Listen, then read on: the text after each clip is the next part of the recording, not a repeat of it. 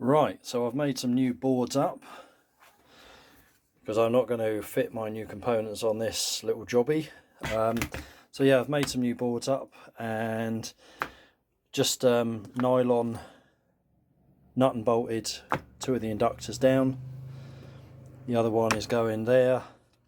Got my holes drilled for all the capacitors and bits and pieces, so I'm going to stick the camera on time lapse and get these done. So yeah, brand new crossovers for the Cadenzas, air core inductors, polypropylene capacitors on the tweeter circuit, metal oxide good quality resistors. I'm retaining the 16 and the 6 Al caps that were used because they're new on the woofer circuit. They're in shunt, so I'm not going to change them for anything else. Yeah, let's get cracking.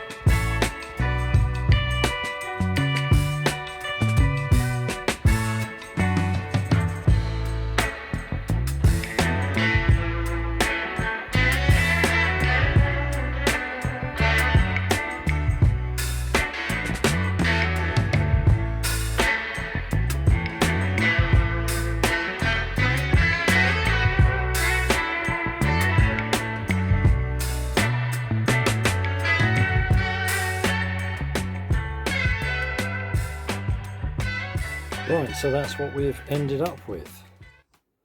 I think you can see the difference. So yeah, we've got our positive and negative here. For our tweeter circuit, I've introduced a 1.5 ohm resistor here because the ESR value of these is going to be much less than the original electrolytics. So I've put that there to bring that level back down. I can always jump it, bypass it if need be, but yeah, I'm pretty sure that's going to work out. So we come into a 5 microfarad after our resistor, pick up our inductor to ground, and also our 5 microfarad here out to the tweeter, which is connected out of phase. Then on our woofer circuit, we come through this inductor, and the junction between this inductor and this inductor, we're picking up a 6 microfarad down to ground. And then we have a 16 with a resistor in front of it first. Everything point to point soldered at the back. So yeah, fair bit going on there. Positive in here.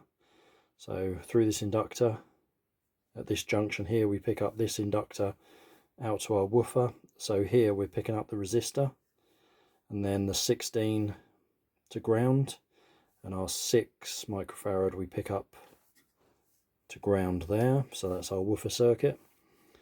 And on our tweeter, in through this resistor, picking up a 5, and then at this junction here we pick up the 5 coming out to our tweeter there, and this inductor which grounds out there, and we also pick up the positive for the tweeter there, which is out of phase. So yeah, point to point soldered, no circuit boards, kind of as clean as it can get really. So there we go. And one of my stickers.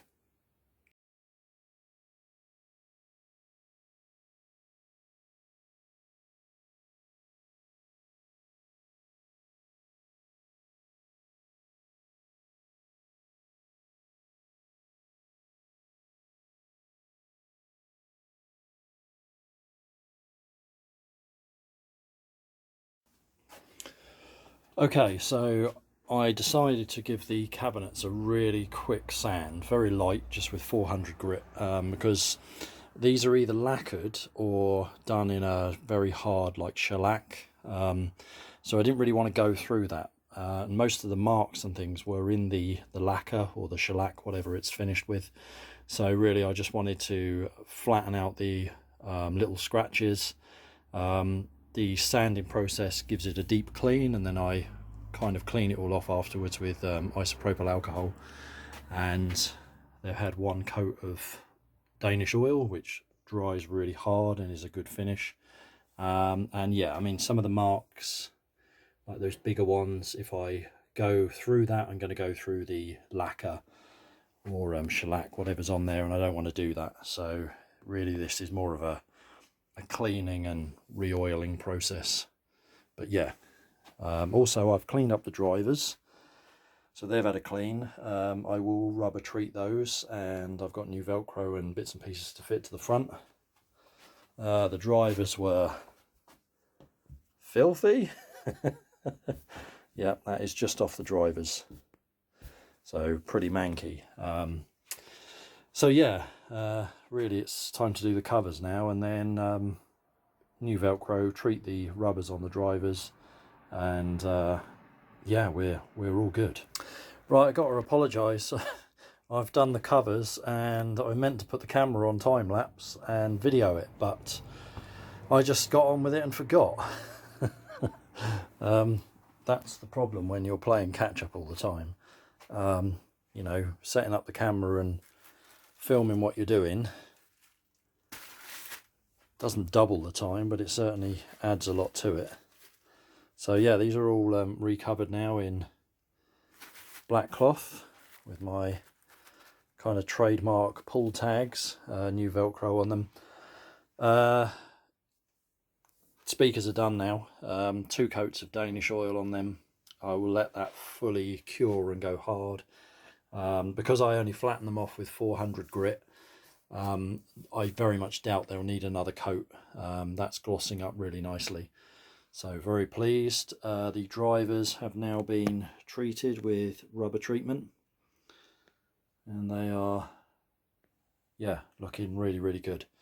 New Velcro on the baffle as well. I did contemplate repainting this, but I didn't want to remove things like this sticker.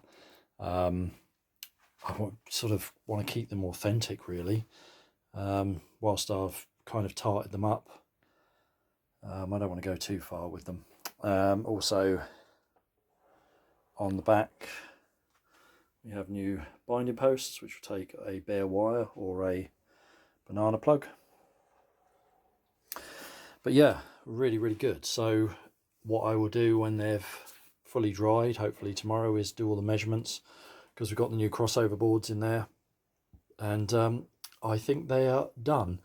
The 104s are done as well, and the PSBs, so I'll probably just do one video when I've got all these in the office for measuring, and do the lot in one go, because time's just been a bit of an enemy at the moment. I'd like to do a video on, you know, a kind of part 3 on the, I think, the PSBs, and part 2 on the 104s. So yeah, it's just time at the moment, but really pleased with the way these have turned out, and I think they're gonna sound lovely.